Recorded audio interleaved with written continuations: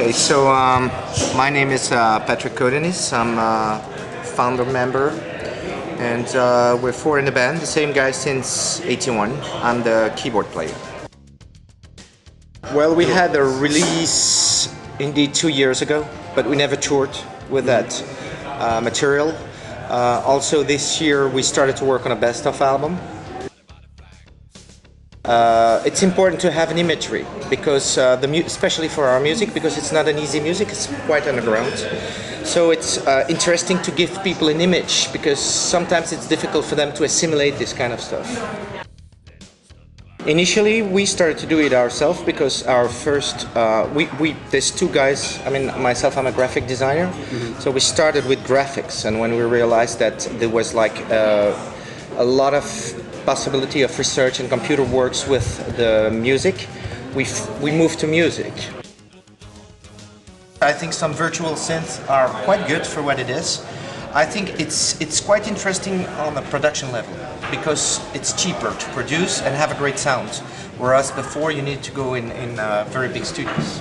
So that's the pro. The counter is, like I say, it makes you lazy because there's so many possibilities and your brain doesn't. You have to. I mean, it's a matter of personality doing music, not a matter of machines. You know, so your personality has to fit your environment, your musical environment.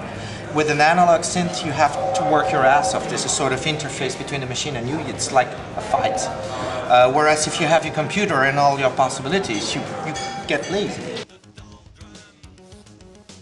I think in the States, there's one sad thing for me, is that because of political reason and the global paranoia, there's very little room for foreigner bands. The borders are basically cut, and I think that's why in America, I mean, it costs us $4,000 just to pay work permits to come here. I mean, if an American band goes to Europe, it costs them nothing. So it costs us a lot of money to come here, but for sure we did it only for the fans. We just came for the people here.